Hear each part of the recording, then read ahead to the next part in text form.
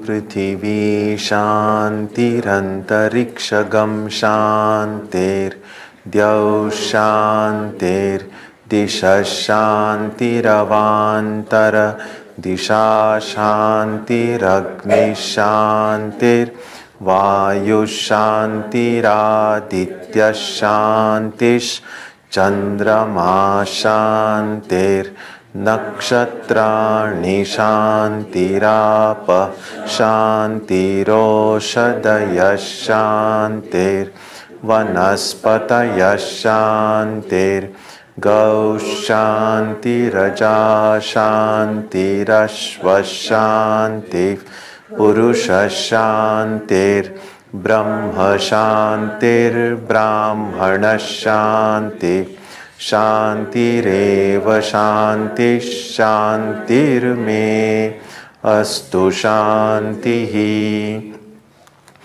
May there be peace on earth and in the sky. May there be peace in the water and in all directions. May there be peace in the plants, in the trees and in animals. May there be peace in the hearts of all beings. May there be peace in everyone and in everything. Sarvetra sukhinas santu, sarve santu niramayaha, sarve bhadrani pashyantu, ma kaschit dukkha bhag bhavet, sarvastaratu durgani, sarvo bhadrani pashyatu, sarvas sadbuddhimapnotu, sarvas sarvatra nandatu. May all be happy and healthy. May all see what is good, and may no one experience misery. May all overcome their obstacles and acquire good tendencies. May people everywhere find joy and fulfillment.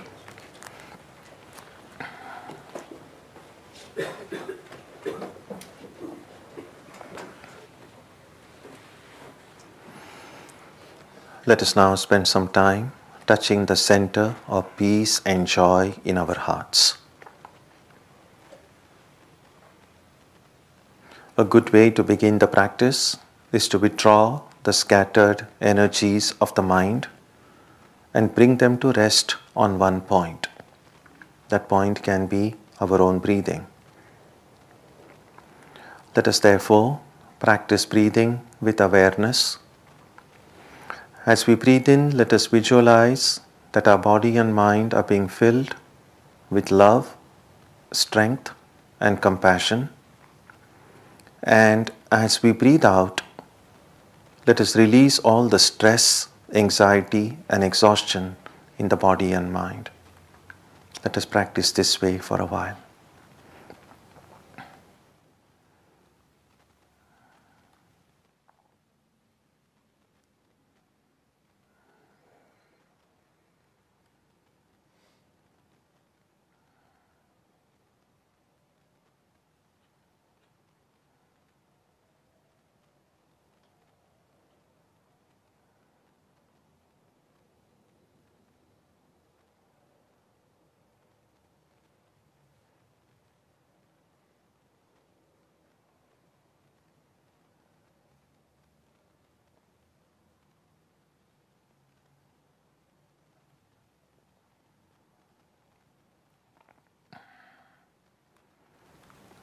Let us now turn our attention to the region of our heart.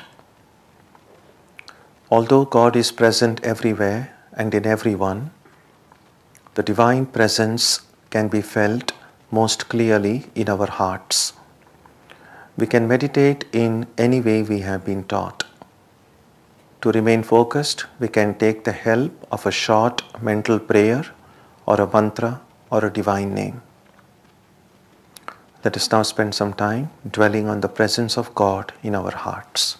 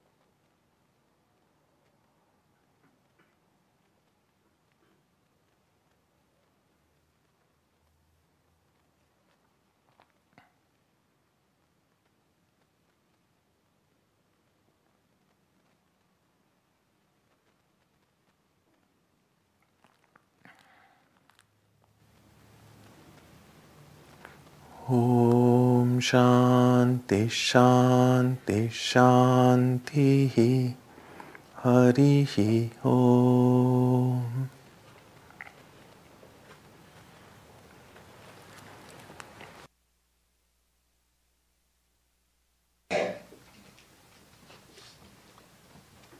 Our song today is on the very last page of the books. It's called To a Friend.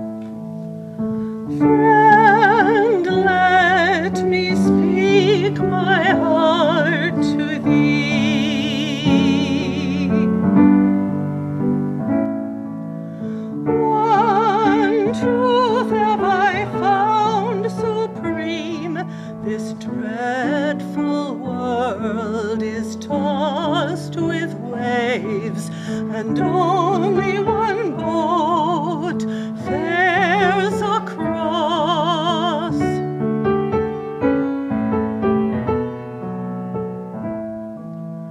Love, love, that is the only jewel. Friend, let me speak my heart to thee. One truth have I found supreme, a glaring mixture of heaven and hell. Say, where can the slave find escape?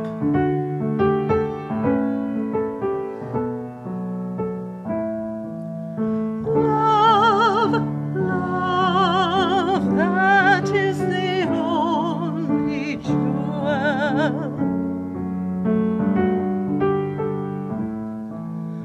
Friend, I have found this truth supreme.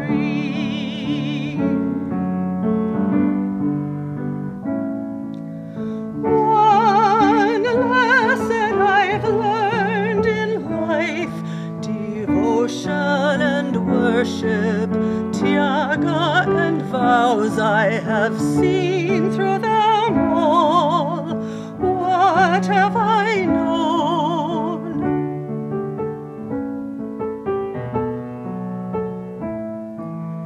Love, love,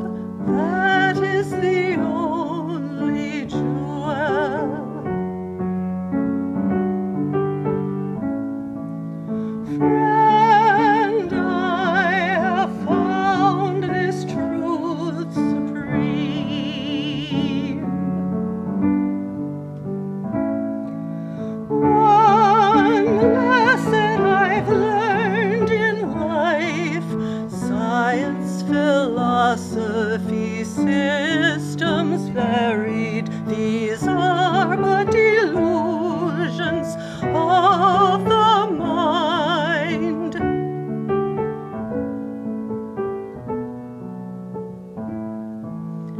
Love, love, that is the only jewel.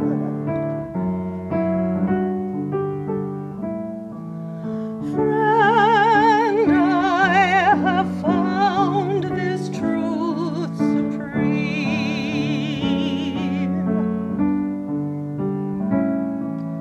One lesson I've learned in life, the insects teach, embracing the flame, cast into the fire the dross of self.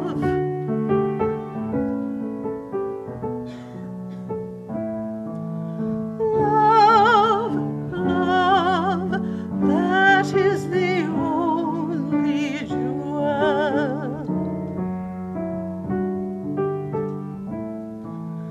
Heir to the infinite thou art. Thy heart is the sea of love. The nobler your heart, the more the misery that you must share, that you must know.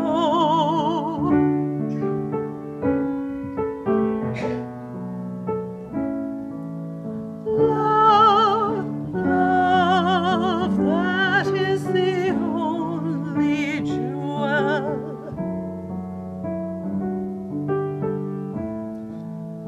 Heir to the infinite thou art.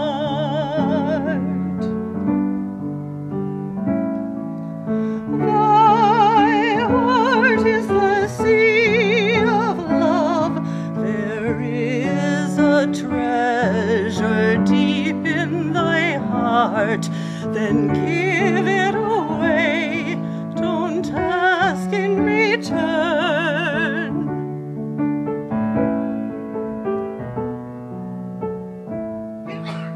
Love, love, that is the only jewel.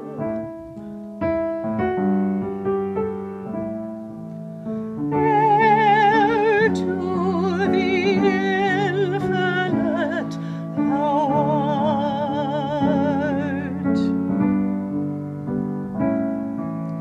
Thy heart is the sea of love, from highest Brahman to minutest atom, everywhere the same God.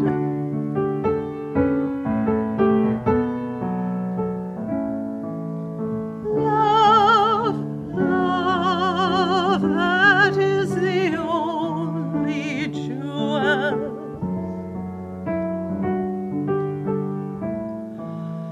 Heir to the infinite thou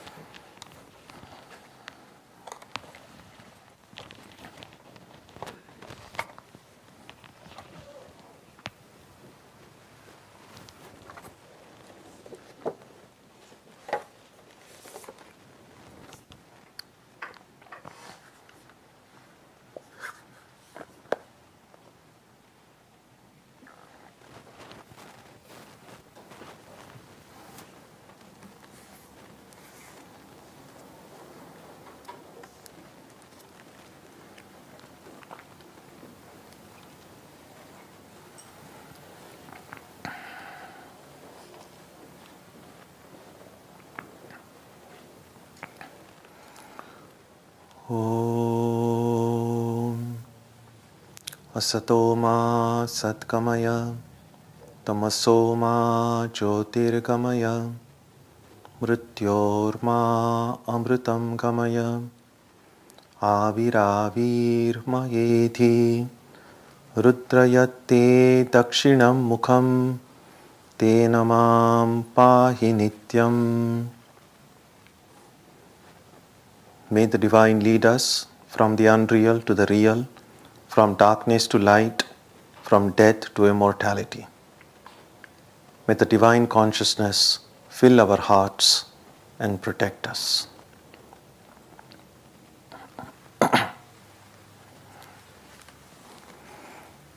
Our subject today is to labor, is to pray. In many parts of the world, this 1st of May is celebrated as the Labor Day. Although, of course, in North America, we celebrate on the first weekend in September. But in more than 80 countries, this day is considered celebrated as a Labor Day. And that's why I thought this might be a good time to reflect a little bit on work. And specifically, to labor is to pray. This phrase occurs in a very brilliant introduction that Sister Nivedita, Margaret Noble, that was her name before she took the monastic vows from Swami Vivekananda. She was his Irish disciple. And if you have not already done it, I would strongly encourage you to read that introduction to the complete works. It comes in the first volume of his works. And she was one of his chief disciples. And somehow when you read that introduction, you somehow feel that she kind of got it, the heart of Swami Vivekananda's message. And here is this paragraph from that introduction. This is what she says. If the many and the one be indeed the same reality, then it is not all modes of worship alone, but equally all modes of work, all modes of struggle, all modes of creation, which are paths of realization. No distinction henceforth between sacred and secular. To labor is to pray, to conquer is to renounce. Life is itself religion. To have and to hold is as stern a trust as to quit and to avoid. There's a lot of ideas packed in here. But I want to focus today on primarily this one thing. To labor is to pray. Now this phrase is not unique. This was not something that Nivedita invented, because we find similar ideas in other traditions as well. In Christian mysticism, the Latin phrase, I don't know Latin, so I'm just going to try it out. So those of you who know Latin can correct me. But this is how it sounds. Ora et labora. Any Latin speakers here? If no one knows, then I'm right. Meaning, pray and work. And this refers to the monastic practice of working and praying, and generally associated with its use in the rule of Saint Benedict. Now this, in course of time, this idea, work and pray, got extended to another, you just add kind of one letter to it, and it becomes in Latin, laborare est orare, meaning to work is to pray. And there's a lot of discussion whether work and pray,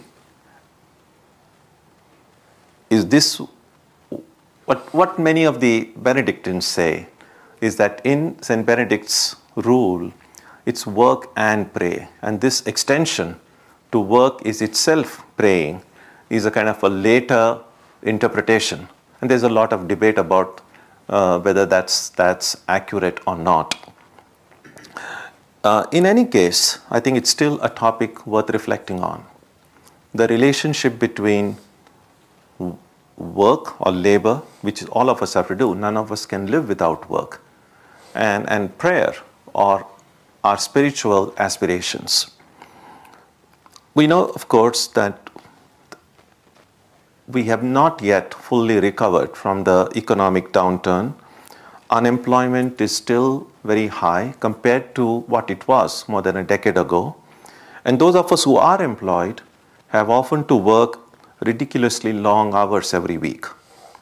Now, all of this has affected the quality of our life. Although this might seem to have become a default way of living, the experience that many of us have that we are usually tired most of the time. And finding a leisure time is becoming increasingly a luxury. That's why we have phrases sometimes as spending quality time with family. Why is this becoming such a small, shrinking segment of our life? Speaking quality time. What about the quality of the rest of my life? And so this is something, a major problem that we have.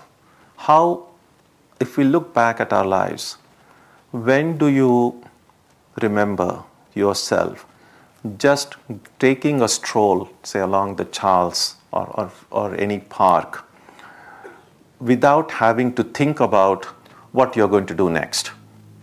Just walking, or just sitting and just sitting.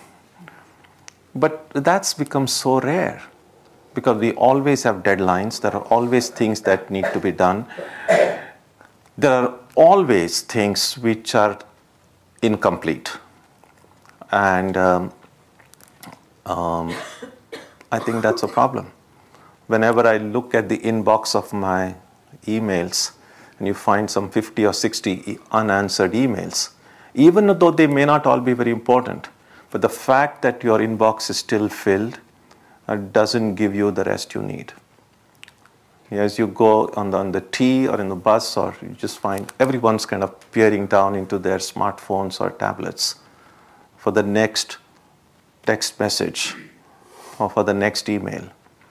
And even though most of us seem to be glued to our devices, and yet it's very seldom that you find that, oh, I need not look at it anymore. Let me just be. It's very rare. And that kind of weighs on our mind.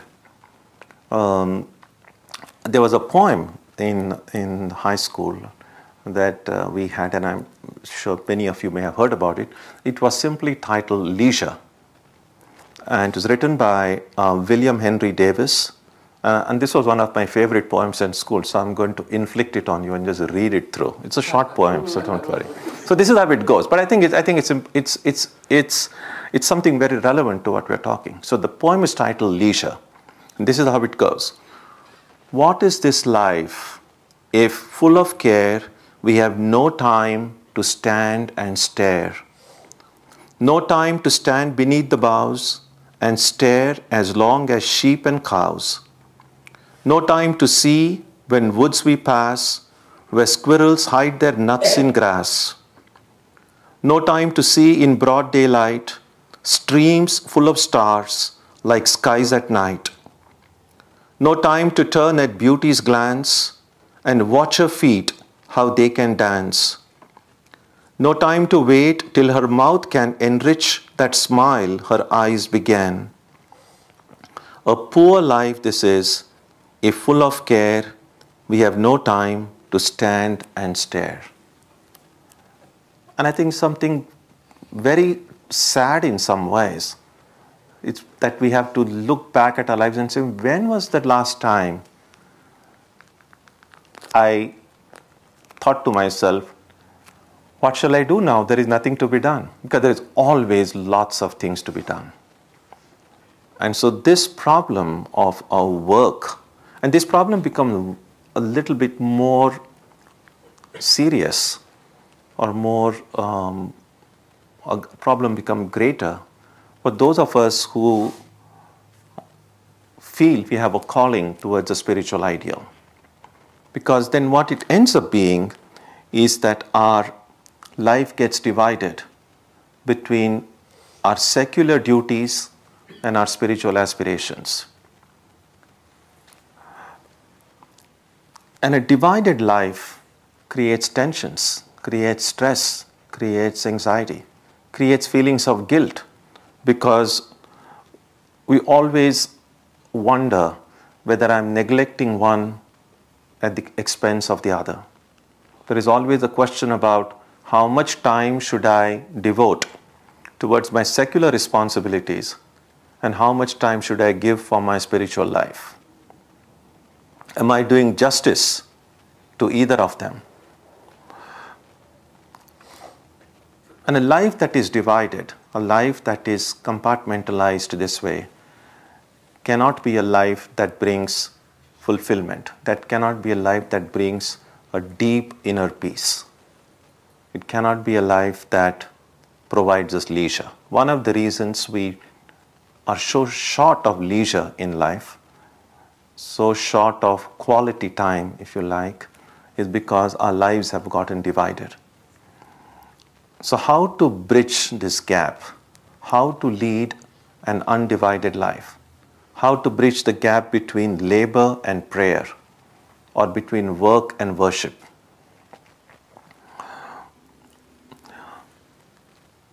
Sometimes in Vedanta, teachers have said that our lives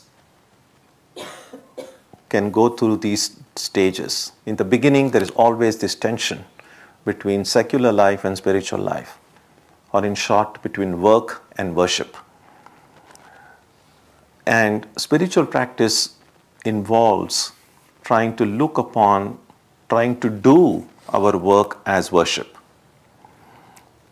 Now, if we believe in a personal form of God, if we are able to, the way we think about God, the way we conceive of God, if there is a personal element attached to it. In other words, the way we think about God, is God a person in our mind? And by person, I don't necessarily mean someone with a form, but definitely personality would include attributes, qualities. So if it's natural for us to think of God as a being who is loving, who is kind, who is affectionate. So these are the personal characteristics. If we find are present in the God that we adore and worship, then there is a way to try to look upon work itself as worship, or doing work as worship. Swami Vivekananda described it in these words. This is what he said. Here we give up all the fruits of our work unto the Lord, and worshipping Him thus, we have no right to expect anything from anyone for the work we do. The Lord Himself works incessantly and is ever without attachment. Just as water cannot wet the lotus leaf, so, if we are truly unselfish, work cannot bind us by giving rise to attachment to results. Being selfless and unattached, we may live in the very heart of a crowded and sinful city, yet we will not be touched by sin. So that is the goal. And in the Gita, Krishna stresses that. Rather than separating work and rest, as we tend to do, so generally we see the weekends as the time to rest.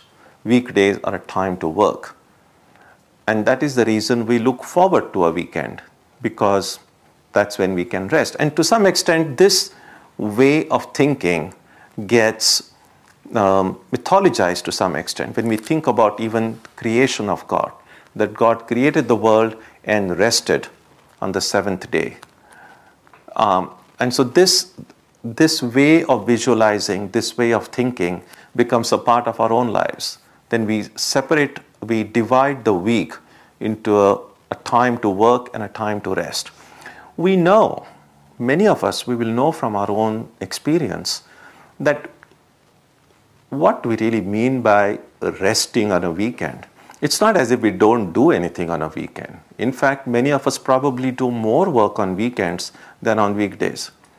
But what we do on weekends does not feel like work, because somehow we feel that's the time I can do what I want. That's my time. I get to choose what I should do and how I should do it, as opposed to the demands that the weekdays make upon me. So even this division of a week into working time and resting time can be eliminated by looking upon work as worship.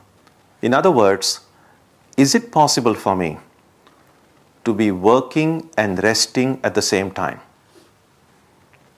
And what Krishna's teachings in the Gita, which Vivekananda refers to here, says that it is possible. It's difficult, of course, but if we can find a way of working and resting at the same time, we have kind of solved the mystery of work.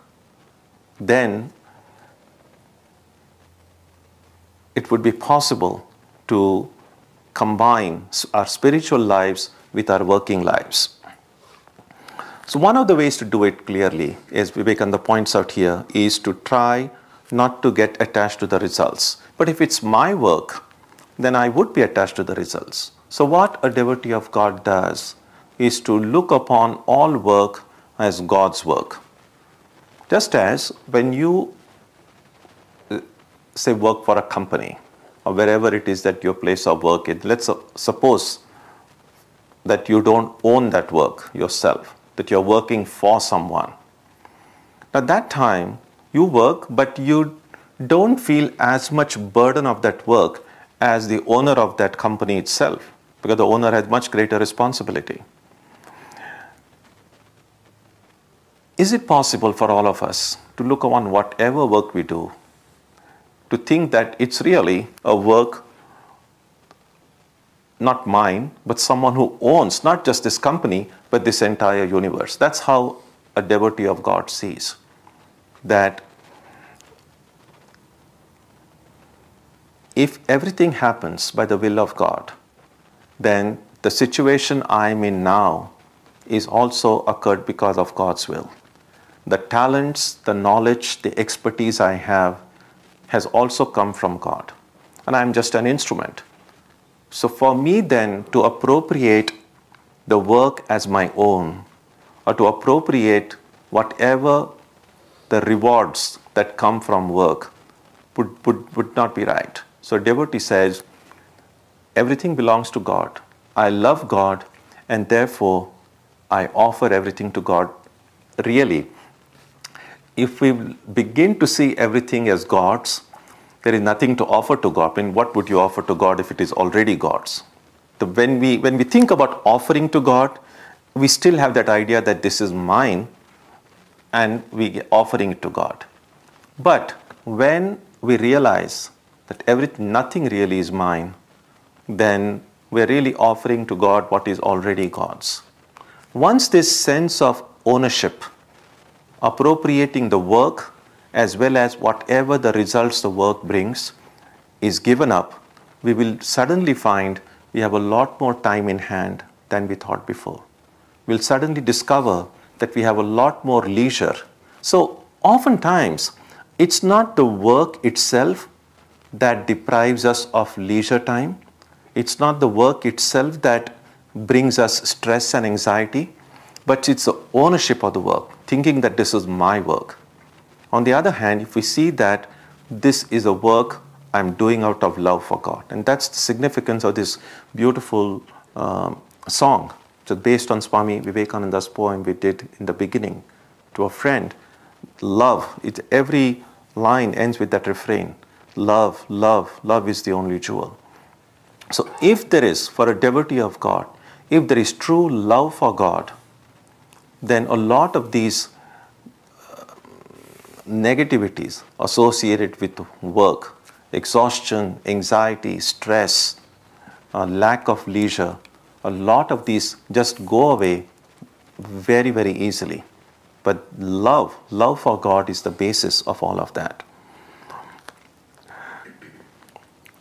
Sri Ramakrishna used to give the example of a maid working in a wealthy family. How the maid looks upon the master's, the employer's children as her own, takes good care of them. But deep down, she knows that they are not really her children. She loves them, sometimes may even scold them, do everything for them. But deep down, she knows that they are not really her own. She knows also that if she messes up in some way, that sooner or later, she is going to be laid off. Sooner or later, the employee will say, okay, that's it, now you can go home. So it doesn't help for a maid to get attached severely to everything, because her own home is different. And that's how a devotee of God sees, which is our real home. The more we begin to see this as our home, then the more attached we get. And it's amazing how easily and effortlessly we have gotten attached, and how difficult and how almost impossible it seems to let go. When we came into this world, we came with nothing other than just this body and mind. Not a single thing that we possessed to call our own. And in no time, we gather this huge network around us of possessions, material possessions, as well as people, family, friends, all identifications, which is good. They are not in themselves, there is nothing wrong or bad about it. But if we lose sight of the fact that just a few years ago, everything that we saw as mine or my own was not really my own. I came into this world as a total stranger. And when I go, I will not be able to take with me anything. Whatever I see as my own, nothing of this will go with me. And then one other thing, I don't even have choice of the time when I'm going. I don't even know when I'm going. Because of all this, it makes sense that if we look upon ourselves just as the maid would look upon her work, that we find ourselves into this world, we know that our time here is limited. We just hope it's not too limited. But we know whatever time we have here, let me try to make the best use of it. Instead of filling my life with worry, anxiety, and all kinds of attachment, which seem to bring more pain than joy, can I live in a way by which I can be free? Is it possible? Yes. Is it easy? Maybe not. But it's not impossible. It's difficult, of course. If it were easy, all of us would have been enlightened. But what every spiritual teacher has taught us is that the capacity to be free from our present burdens is already with us. We can make an effort to remember one important teaching of Ramakrishna. He said, God is the doer. He alone is doing everything. I am doing nothing. And it's not just about words. It's not about saying it verbally. Deep down, a devotee of God says, everything happens by God's will. Sri Ramakrishna goes on to say that suffering and worry spring only from our persistent thought that we are the doers. This is how he used to pray, and this is how we can learn from him. So this is how Ramakrishna's prayer went. O Mother, I am the machine, you are the operator. I am the chariot, and you are the driver. I move as you move me. I do as you make me do. Now, done with conviction and faith, again, a prayer is not some kind of a magic formula. But if this way of thinking resonates with our head and heart, and if we are able to even repeat it, but from the heart, then this kind of prayer brings us not only peace and joy, but also enormous rest. Because we have never heard of an anxious, guilt-ridden, stressed-out machine, nor have we heard of a very frustrated or depressed chariot. So if we can see, and from a Vedantic standpoint, it just really makes complete sense. What is it that's really working? Who does the work? And if we look at our own personality, all of the work is either physical or mental.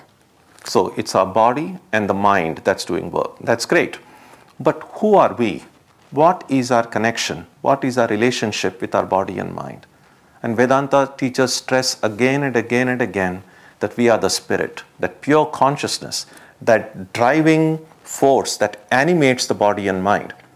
So the body and mind are layers, covers over our personality. They are doing all the work, not you. If you are the spirit doesn't do anything. If you are the real boss, you get the work done by others. And so, remembering that we are spirit, we can see our bodies and minds active. So even when we say that God is doing all the work, that doesn't mean I just sit in a corner doing nothing. It means I can be working all the time, but recognizing that what is really doing the work is the body and mind. Well, I am the spirit. So the important thing is to root out all ownership, that this is my work, and strive instead. We might sometimes say, well, if the work is not mine, why would I feel like putting my heart into it? Why will I feel like doing it? And Vedanta teachers often say that a striving for excellence can be its own reward. That you do work not necessarily to, of course, it's possible. Think about it this way. Every one of us works, but the motive, what motivates us to work may be very different. And we just have to look into our heart and say, what are the primary motivations for my work?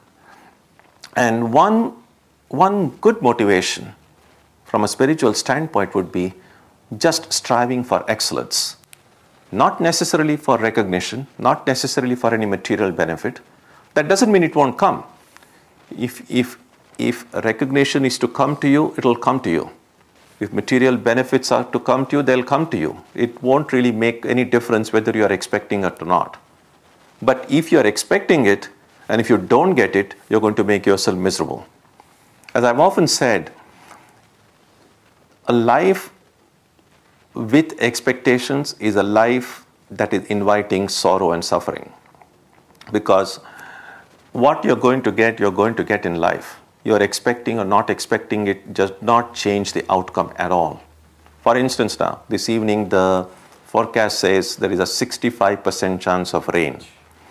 Now, if it's going to rain, it's going to rain. If it's not going to rain, it's not going to rain. You are expecting it or not expecting it is not going to change the outcome.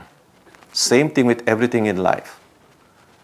Our duty is to just do the right thing, do what is right, do what is good.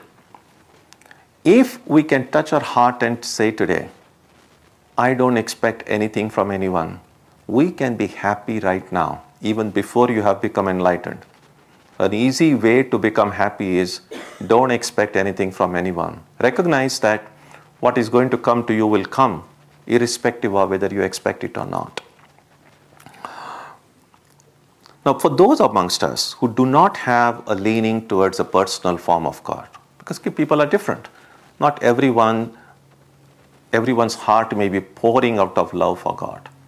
Some of us believe in God. Some of us have belief in that higher power, but not necessarily in a personalized sort of way. So what do? How they can deal with this division of life between work and worship? Swami Vivekananda used a very memorable phrase. He called it work for work's sake. And this is how he describes it. There are some who are really the salt of the earth in every country and who work for work's sake, who do not care for name or fame or even to go to heaven. They work just because good will come out of it. There are others who do good to the poor and help mankind from still higher motives, because they believe in doing good and love good. The motive for name and fame seldom brings immediate results as a rule. They come to us when we are old and have almost done with life. If we work without any selfish motive in view, don't we gain anything? Yes, we gain the highest. Unselfishness is more paying only people have not the patience to practice it. It is more paying from the point of view of health also. Love, truth, and unselfishness are not merely moral figures of speech, but they form our highest ideal, because in them lies such a manifestation of power. In the first place, if we can work for 5 days or even for 5 minutes without any selfish motive whatever, without thinking of future, of heaven, of punishment, or anything of the kind, we have within us the capacity to become powerful moral giants. It is hard to do it, but in the heart of our hearts we know the value and the good it brings. It is the greatest manifestation of power. This tremendous restraint, self-restraint, is a manifestation of greater power than all outgoing action. And to practice this, Vivekananda says that every moment of our life must become a realization. In other words, we must live mindfully, constantly examining our motives, constantly examining our impulses. Now that's not easy. In the beginning it might seem rather cumbersome. Every moment to be examining our motives. Sure, in the beginning it's going to be a little tough, but you just practice it for a day or two or maybe a week. You will see then that it becomes so much, just become a part of who we are. It then doesn't appear that cumbersome. Anything that we do differently in the beginning will be cumbersome. But once you get used to it, it's a little like typing or using a keyboard. When you're typing, in the beginning if you're doing this touch typing, not kind of looking at the keys, in the beginning it's going to be cumbersome when you're starting to learn. You just want to how am I going to do it? But once your body develops that muscle memory, then you have people typing at amazing speed and with great accuracy. So that's how it is in everything that we do. Same thing with examining our motives, our impulses. In the beginning, it's going to be cumbersome. In the beginning, it just seemed like, oh, this is impossible. But if we do it with patience for a little while, then that just becomes the default way of our doing things, a default way of our thinking. And then it becomes very easy, it becomes natural, it becomes effortless.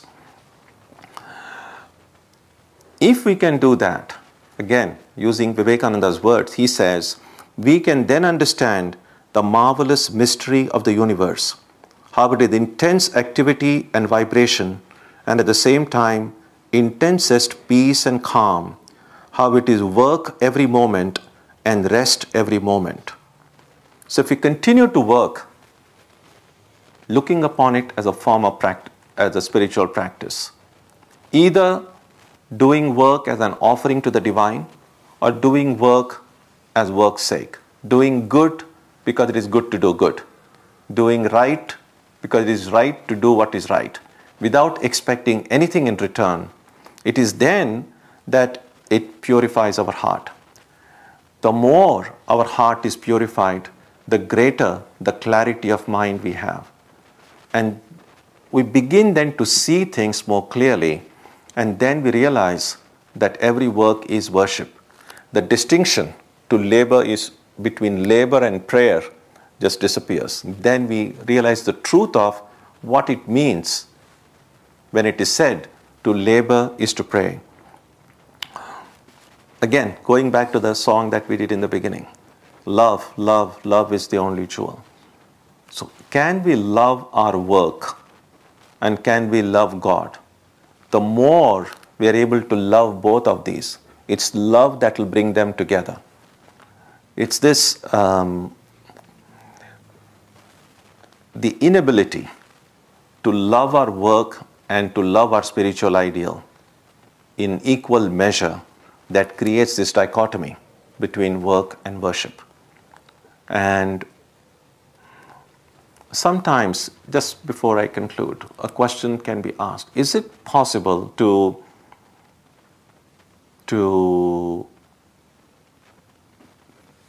generate love for anything? Is love something that happens, or is love something that can be practiced? And it must be said that love cannot be generated if there is no seed within our heart already. Sometimes it's easy to say, love everyone. How do you love everyone? And what we usually end up doing is trying to express love, and that often gets in the way we speak, in our body language, and then trying to show love, trying to show everyone that you love them. And that's probably not the best idea, because the more we try to become loving, we add one more mask on our personality. So we don't want a mask of a loving person. We don't have to become anyone really. The problem is we have already become a lot. What Vedanta says is that we are the spirit. Our true nature is divine. And if we just go back to being who we are, love will automatically come. Love is already there in our hearts. We don't have to become loving. Now, if it's already within us, why is it not manifesting outwardly? The reason is, obviously, there is some obstruction. If I can remove the obstruction, then who I am will naturally manifest outwardly. In other words, all that I need to do is eliminate all hatred from my heart. I need to eliminate all prejudices, biases from my heart. Everything that is negative from my heart. When I do that, love that is already within me will burst forth. So I don't have to become loving. I just have to stop hating people. I just have to stop being negative. I don't have to become unselfish. Don't try to become unselfish, because you'll add one more mask of being an unselfish person. Don't try that. Just try to remove selfishness from the heart, and your true unselfish nature will automatically manifest outwardly. Same thing with knowledge. Vedanta says that no one can give you knowledge. Knowledge is already within us. That's our true nature. But that knowledge right now is covered by ignorance. All that we need to do is remove that cover of ignorance, and that knowledge will shine forth. So in some ways, our work is just removing the covers, removing ignorance, removing or eliminating hatred from the heart, eliminating selfishness. And then our true nature, which is filled with love, which is filled with unselfishness, which is just filled with joy, that will burst forth. Time, the sense of time, is also a covering. In fact, in Vedanta, the idea of ignorance, what is ignorance? I mean, we use the word ignorance all the time, and we speak about knowledge. And the way ignorance manifests in our life at the very basic level is in the idea of space, time, and causality. The idea that this division of time into past, present, and future, cause and effect. But that's just the way our mind seems to think, and that's the barrier that we need to break. Because as long as we are kind of stuck, entrapped within this barrier of time, space, and causality, there's always going to be some anxiety, some worry. When this barrier is eliminated, even for a short time, we find that our worries, all our problems are solved for that amount of time. And one experience all of us have is when we are fast asleep, when you're not even dreaming. When you're fast asleep, you're not even dreaming. That time, space, and causality have become latent. And nobody experiences. Sometimes dreams can be fun, but dreams can be nightmares too. But deep sleep, when we are not dreaming, we are not even aware of this waking world, is completely stress-free. It's always a very joyful experience. And the reason is, there is no time there. There is no space there. There is no causality there. Plenty of leisure in deep sleep. All of that disappears when we wake up. What we need is a way to break this barrier of time, space, and causality. And this can be done only by dealing with essentially the problem of work, because there is not a single living creature, and I'm not just talking about human beings, even animals, everyone, every living creature has to do some work, some activity or the other, physical, mental, or both. And unless and until we are able to deal intelligently about this necessity of work and to do work in a way that will free us rather than bind us, we might find ourselves just caught up in it. And that's why to investigate what love of work means, how we can start loving work, and how we can start loving the spiritual ideal, and how we can bring the two together, that's a big challenge. And so this day, which is celebrated, as I said, as a Labor Day in most parts of the world, it's helpful to just look upon the role of work in our own lives, how our work has helped us, how our work has enriched us, but also how our work has entrapped us, how we can deal wisely with the work in our life will determine how our future is going to be. Om Jananim Saratam Devim Ramakrishnam Jagadgurum Padapadme Tayo Shritva Pranamami Muhurmuhu. Bow down to Ramakrishna and Holy Mother.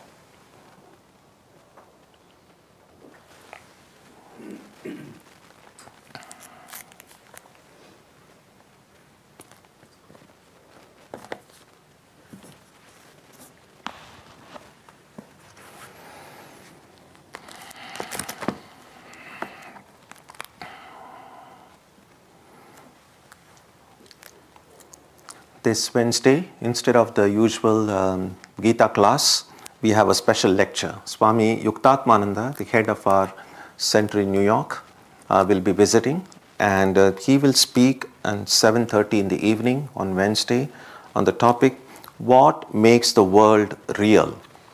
If you have any doubt whether the world is real or not, come on Wednesday to find out what has made the world real.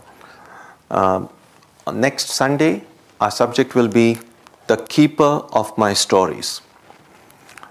And of course, it's a Mother's Day. On Tuesday and Saturday, our Arati and meditation also will continue as usual at 6. So you're welcome for all of these programs. So let us now conclude with a prayer on page 3 of your books.